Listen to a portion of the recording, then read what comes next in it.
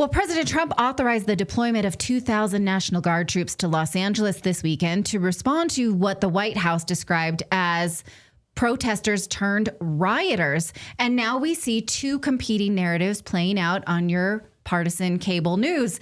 The Democrats are saying this was peaceful, didn't need to be done. I mean, a lot of the images we're seeing look peaceful, but anyone can create a narrative with an iPhone. Republicans are saying this was a violent insurrection. This was always violent from the get-go. Gavin Newsom is saying we didn't need the federal government's help. So what is the true story? We're all feeling rising costs. It's tough out there. You're thinking, well, should I call American Financing to refinance and pay off this credit card debt that I'm living off of? But then you second guess yourself because you're like, but I have a low mortgage rate and rates are high. Well, listen, that low rate, it's not going to save you if you're drowning in high interest credit card debt. Once you really put it in a spreadsheet and you realize how much you're paying for bad debt and you're just saving over here this good debt, you can learn to flip-flop that. And American Financing can teach you the trick that all wealthy people do, which is leverage, leverage, leverage. You don't hold and hoard. But this is not something we're taught in school. So learn about this. Call them for just 10 minutes at 866-890-8434 or go on over to americanfinancing.net/redacted and get that monkey off your back. They save their customers an average of $800 per month. Plus, they can get you out of a mortgage payment or two to give you some real breathing room. So instead of digging deep into the red, you can start building wealth in your family finances. It's just one of many tools that you can learn and implement and study for yourself. So again, head on over to americanfinancing.net/redacted or call them 866-890-8434. americanfinancing.net/redacted. Well, Kaizen Asadu is there, and he's going to explain it to us because, again, anyone can manipulate a narrative with cell phone footage, and we know that we never got the truth about January 6th. So can we see this now before the narrative is crafted? Thank you so much for joining us. Of course. Thanks for having me. So one of the things you said is that the president and his troops have inflamed a situation that is not actually helping with deportations and illegal immigration. So it might have been an unnecessary conflict. But I guess and that's a nuanced take, which absolutely we welcome here. And I saw you got a lot of crap for it, and I want to help you make that case. But I also want to just ask you, you were there. What was it like? Was it terrifying? Yeah, so first to clarify, I went to the organized protests at City Hall in downtown Los Angeles on June 8th, which was Sunday. So that was yesterday.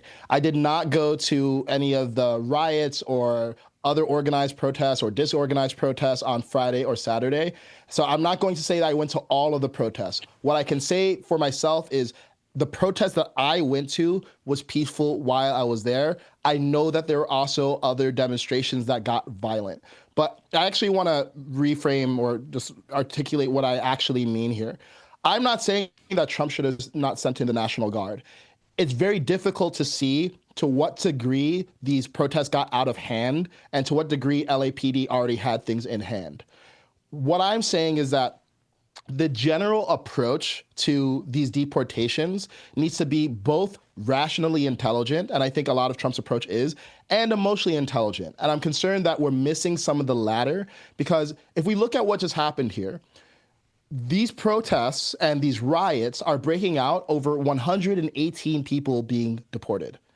There's 10 to 20 million people in the country. We can't keep doing this and deport 10 to 20 million people effectively. And I believe that we do actually need to deport them. And even though I recognize these are humans who just want to have a better life, it's not sustainable to have people in the country by violating the fundamental social contract of you enter the country according to the rules. I would like to see Trump tone down some of the rhetoric, because a lot of it feels like it's just unnecessarily emotional and calling Gavin Newsom names and calling everyone violent, when it is true that there's a percentage of the audience that is violent, there's a percentage that's not, and regardless, doing forced deportations is a part of the toolkit, but there's other parts of the toolkit that we need to employ and exhaust first, like cracking down on employers employing illegal immigrants, removing benefits from illegal immigrants, incentivizing illegal immigrants to leave the country by giving them resettlement payments, and then for the people who are left over, we can forcefully deport them. Now, may I just point out that what you are offering here is the nuance that was denied anyone who went to January 6 protests. So, we screamed about that. We've been doing so for 4 years. We must do the same. We must not be hypocrites and say some of them have valid concerns and some of them are violent. Let's not loop this together. And do they have a valid point? Is there something inside of there? So we would be hypocrites to have screamed about January 6th if we don't do that right now. Go ahead, Clayton. I'm sorry. Were you going to say something? No, I mean, I was just going to, I don't know if that was a question. It was not a question. I'm just pointing, I'm just commending you for doing that. Would you like to respond, or I can ask you a real question? I apologize. Yeah, happy to. Yeah, I agree. I mean, look, I think a lot of people are pointing the finger back at the left because they feel like the left pointed the finger at them over January 6th. And in either case, it's not only counterproductive, it doesn't end the cycle to point back. Because, yeah, Biden was asleep at the wheel, if he was at the wheel at all, during the last 4 years and allowing unprecedented numbers of people to cross over the border. And I'll point out this has been an issue for the last 30 plus years across both Republican and Democrat presidents. And I'm glad that Trump is finally actually has the temerity to try to really resolve this thing. I just want him to resolve it in a way that has minimal disunity and chaos and maximal efficacy. So it's not about being nice. It's not about being the moral person. It's not about grandstanding. It's about, hey, can we do this thing that we need to do in the most graceful way that we can, while acknowledging that, yeah, it's disruptive. There's going to be a degree of resistance. There's going to be a degree of violence. We should always have a hard line against violence. And there are things that we can do to prevent these from being as inflamed as they are right now. All right, a lot of people online saying, imagine coming out and protesting the deportation of illegal criminals, many of which who had criminal records, and that seems to be one of the arguments on one side. When you were there at that protest, we saw signs online of get ICE out of here. People, of course, ratting out ICE, calling them out. What did you see in that way? I mean, it seems like ICE agents now are being vilified, called out. Their raids are being preempted because people are getting on the phone and trying to prevent ICE from swooping in and doing their jobs. What did you see at these protests about ICE and federal agents? Yeah, so I saw a lot of verbal hostility toward ICE and F-ICE chants and tons of signs and graffiti and vandalism and all that stuff. And it was interesting being in that crowd because not only did I see obviously Mexican flags that you guys have seen on social media, there are also a lot of Free Palestine flags, which I found interesting. It's like, well, why is this protest, which is about a domestic issue, have tons of flags about a country or a conflict that is thousands of miles away? And I think the general view of a lot of these people, and I'm speaking descriptively, I'm saying this without judgment, is a lot of it's just about power dynamics to a lot of these protesters. So they look at ICE as the guys with guns and the bad people who are taking away power from the little people, and the little people in this case are legal immigrants who are in the country trying to have a better life. So for them, their hostility toward ICE feels like a reaction to hostility toward them. And I think if a lot of them were looking clearly, they'd see, hey, look, this is an enforcement action of the laws that allow you to enjoy the life that you get to have in America. Because if we don't enforce the law, then very soon we're going to become the same kind of country that a lot of these people are coming from in the first place. But yeah, I saw a lot of anti-ICE rhetoric and a lot of just general support for whoever the little guy is in the conflict.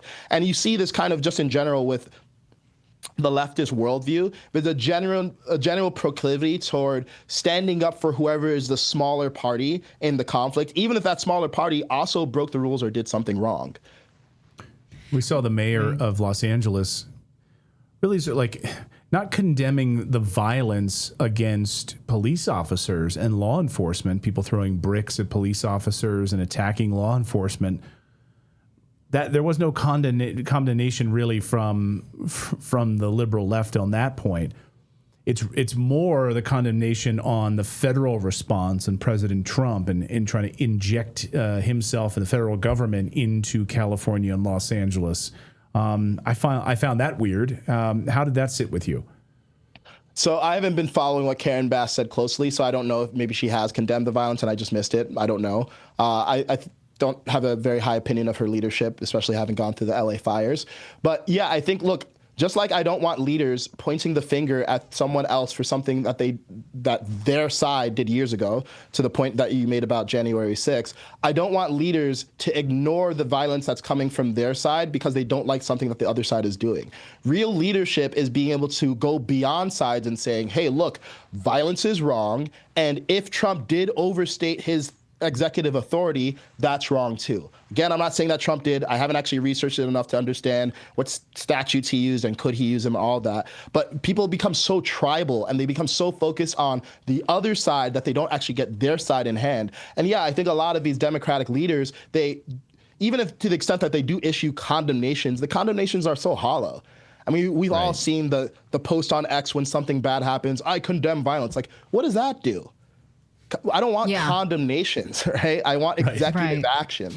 And yeah, I think understandably there's a concern that in LA, when things get out of hand, they don't get handled. So I could see from Trump's perspective, whether he jumped the gun or not, I could see why you could have zero trust in Karen Bass or Gavin Newsom to get things in hand, because I certainly don't have much trust in them after the fires. Right. Yeah, for sure.